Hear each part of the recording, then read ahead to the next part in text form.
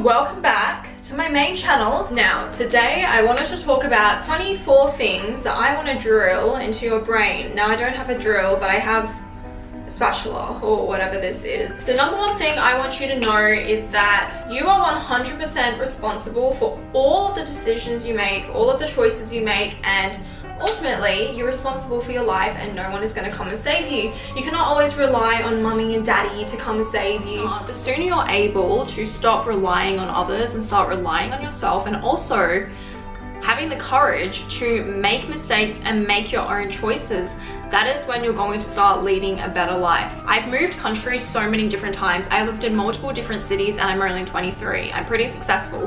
Why is that? It's because I always betted on myself. And I never ever relied on anyone else. I always had a very strong will. I knew where exactly I wanted to go in life, and I just had tunnel vision. I did not let anybody stop me, and I just went for it. I suppose that can be number two. You need to have some type of purpose. If you don't have a purpose guiding your life, it's going to be very difficult to achieve things. Also, I read this book. I forgot what it's called, to be honest, but yeah, the whole book is about how people who don't have a purpose in life, not only are they more miserable, but they die earlier. Yeah, they get diseases, cancers, but they die earlier because they're just at a higher risk of mortality, simply put. So you need to have a purpose in your life. Your purpose is constantly changing. Nobody knows what they want to be all the time or what they want to do. I mean, for me, I used to be the type of person, like very type A. I had everything written out throughout the year, somewhere in this year we're going to do this, we're going to do that, we're going to achieve this goal. Sometimes it wouldn't happen because I would put so much pressure on myself. Last year was really the year everything unlocked for me and everything started to happen. And it was when I decided to give up everything to like the universe, God, whatever, and just go with the flow. I knew I was making educated, right decisions though. And I was making movement, but to be honest, I didn't know where I was making movement. At least I was progressing, which can lead to also another point. You need to do 1% better every day. Here's an analogy. If you want to be a marathon runner, okay, you've never run a day in your life, you're not gonna like exit your house and go run 40 kilometers because you're not gonna be able to do that. You're gonna build up every single day, just run a little bit more, right? Same with everything in life. You're learning a new language. Do 5 minutes extra practice today. Learn 1 extra word than the day before. Fitness, do 1 extra rep than the day before. Little bit by little bit. You just need to build up momentum, okay? Life is a series of trade-offs, okay? Everything is a trade-off. So it's as simple as if I eat this piece of candy right now, I'm not gonna be hungry to eat this banana because I just ate a piece of candy and I'm full. Or something bigger because I'm taking this job offer, I'm not gonna be able to go and, I don't know, travel to this country or attend my friend's wedding in January because I can't get leave then. There's a trade-off for every single thing. So that's why you need to start trusting yourself to make these educated and informed decisions about your life. Now, a little piece of advice from me to you. I do not think there is any wrong choice. We do not make wrong choices in life. You know why? Because I think everything is divine and everything happens the way it is meant to happen. You will only ever make a bad decision if you do not learn from it, okay? You make a mistake, you don't learn from it, you're inevitably going to repeat it. If you made a mistake and you learned from it, that mistake could have probably saved you from making an even greater mistake in the future. So perhaps you didn't make a bad choice to even begin with, you just saved yourself a lot of pain in the future. It is all perception, which can lead to another point. You need to fix your mindset. Your life can be really, really good, but you have the worst mindset ever and everything is dull and grey and black and white and everything is going wrong and the world hates you. Because ultimately, how we perceive ourselves and how we perceive the world is going to reflect back to us. My friend recently, she was telling me, Simone, I feel like I'm really useless and dumb, and she's objectively not, okay? I think of her very, very highly, and she said to me, because I've been thinking of this recently, I started to see other people think of me that way. For example, her sister or her mom can make a tiny little comment where they're not really taking a jab at her, but because of her current self-perception, she sees what they're saying as conforming to her self-concept, her negative self-concept. So you really need to fix how you see the world. You can cry and complain about how unfair and bad the world is. It doesn't make a difference, you know, it really doesn't matter.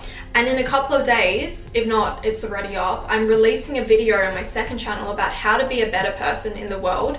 small things you can do. And it's basically this realization I had where a lot of the time we feel guilty for privilege or for certain things we have that others don't, and we dwell on this guilt because it makes us feel like we're a better person, because at least if we have this guilt, oh, and Sally doesn't have that guilt of her privilege, well, I must be doing really well.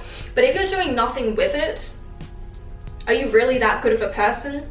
Also, you know, be the change you want to see in the world. That's just a realization I had, and yeah, that'll be on the second channel soon. Yeah, you need to learn to believe the truth about things. It's kind of like stop sugarcoating things. For example, girls, we're very guilty of this. We'll say to our friend, oh, like, he didn't reply to me, he ghosted me, and then he comes back in 5 months and your friend will say, oh my god, girl, he's like always thinking of you, you've always been on his mind, he just finally decided to come back.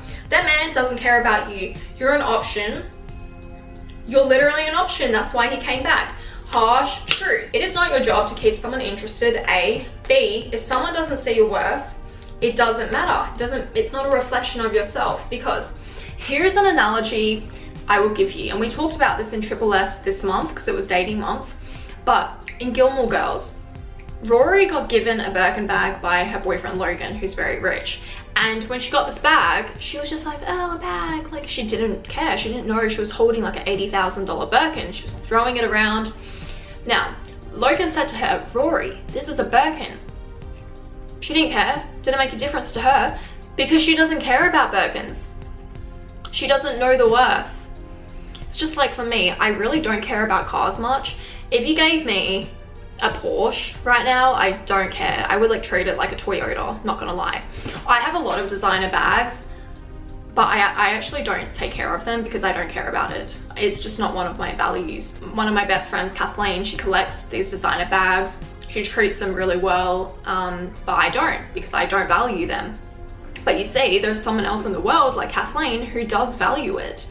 So you can go on a date and the guy's treating you like total trash, or like you're in a relationship and your partner is not valuing you, but he doesn't see that value, basically, and there is someone else who will. You are just a Birkin bag with the wrong person. You're a Birkin bag with Rory Gilmore, you know, when you should be with Lily Vanderwoodson.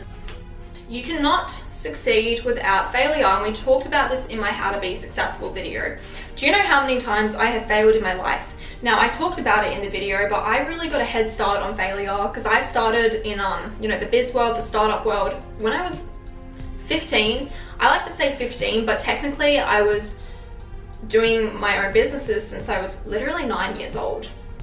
Like, that's just how my parents raised me. And I was like failing. And I loved to fail because as a child, I would read these business books my mom gave me, and they would always say, you know, fall 7 times, stand up 8. And I had that drilled into me because I was a child. There was nothing seen as like good or bad.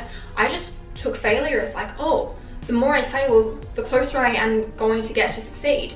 So that's why I failed so many times by the time I was like 19, that when I was 19, I was already pretty successful. So I had a marketing group once.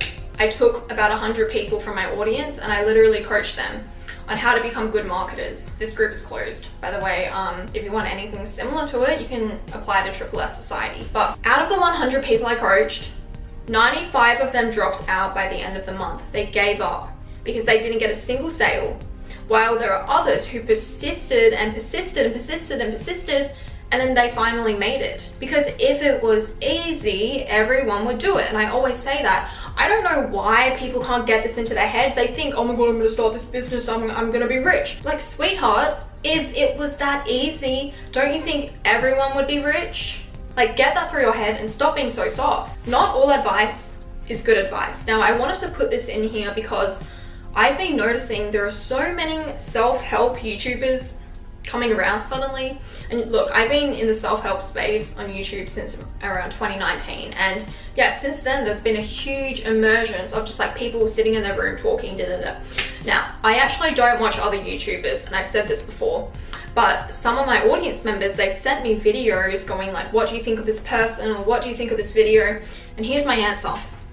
There are some good creators, okay? And the creators I like, look, I'm not gonna name names, but these people, they talk based on their own life experience, as I do also. But I will say the vast majority of these creators, they're simply hopping onto a self-help trend to capitalize on views. And I can tell that they're just regurgitating information that I say or someone else says, and they're not making a lot of sense. If I were not a creator and I were a viewer, what I would do is I would pick 3 YouTubers I look up to based on the fact that I admire them as a person, I resonate with their values, and they are aspirational. They live a life I want to live, or they are doing things I want to do, and I would only follow their advice. I would not blindly follow someone when I don't know what they're doing with their life.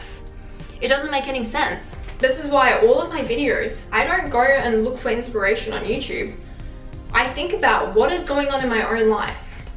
What have I learned that I can tell to my audience? And I always have something to tell you, because one of my purposes in the world is to go through things so that I can then help you. Like, genuinely, that's written in my birth chart. Okay, next. Things are always scarier than they seem. You just need to take the first step.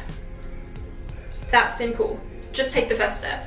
Happiness is your personal responsibility. Going back to point 1, no one will come to save you. But also, if you're lying in bed, you know, you're doing nothing to help your mental health, you're not going out there making friends or doing things which are beneficial to you, of course you're going to be miserable. I mean, when I moved here, you know, it's so difficult, of course. I'm moving country. Do you know what I've been doing the past week? I've been out like twice. I've been lying in bed every day. I did not want to film today. I was like so miserable for no reason, but I knew I was miserable because of the fact I haven't left my apartment. So I got dressed, I got ready, and now I'm filming this video and I feel a lot better and a lot more productive. So you need to take things into your own hands. If you find yourself egging on your sadness by listening to sad music, is that really like beneficial for you? Is that really optimal? Think about it. Next, sometimes you do need to be fake and give in to social norms. I've talked about this in videos, but yeah, you need to have selective fakeness. For example, if you're in a job interview, you're gonna have to suck up to the job interviewer. You might have to warp your persona to be someone you're not. Play a character. And that can lead into people say like, oh, I don't need to change myself. The world has to accept me as I am. I agree with that to some extent, because I always say, I don't really care what people think of me. However, if I'm objectively in the wrong, and my friends and the people close to me, they say, Simone, you've like developed this characteristic which is not good objectively, and you're doing things which are not good, then I can't say you need to accept me, because I'm actually doing harm to the people around me. The world should accept you up until a certain point, okay? But if lots of people are complaining about certain things you're doing, well, honey, take some responsibility, take a step back and, you know, evaluate that situation. And evaluate what you're doing. Lack of sleep. This is me whipping you, because I talk about this in every freaking video and you guys still comment, I'm watching this video at 5 AM. Like, dude, I have been talking about sleep ever since I wrote my research paper on it back in like 2020, because psychology grad. Okay, if you're depressed, you got memory issues, you got health issues, a lot of it can be linked to the fact you're not sleeping properly. You need to get 8 hours minimum per night, okay? And as you get older, you need less sleep.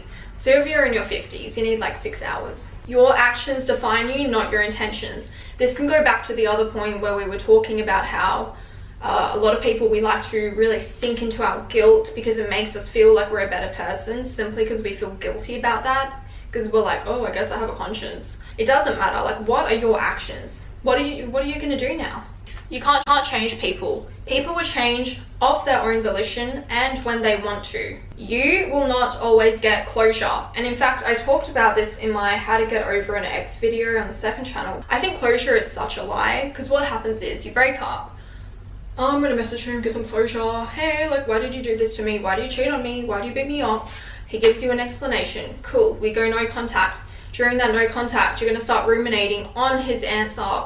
Why did he actually say this? Now I need closure on what you said, and it's just a cycle and you keep going on and on and on and on. If there's anything I learned through my very, very bad and painful breakup, it's that you will give yourself closure over time, but you need to remain in no contact. Your brain will figure things out, and also as your oxytocin, your dopamine levels out, returns to normal, stabilizes, and you know, the fog of the breakup and being in love, whatever, lifts. You will see everything very, very clearly, and yeah, you're not going to need someone else to give you that closure. You'll give it to yourself. Nobody's life is perfect. It's true. Nobody's life is perfect. I mean, I think, you know, the video I released a couple of weeks ago where I basically described everything that happened last year, you would have never known, like, based on my life and how I live, that was going on, that was happening. And guys, I actually did not even scratch the surface. There were things I just couldn't talk about which were way too personal. Like, as I said, you need to like fucking boss up and move on. This is my motto. Fuck it, we ball. That's my motto this year. And boss up, like, we move, okay? I'm not gonna dwell, I'm gonna move on. If you have uncertainty that somebody doesn't like you, or they're not romantically interested in you, they don't like you. Because if someone likes you, they're gonna make it known. Oh, he's just busy.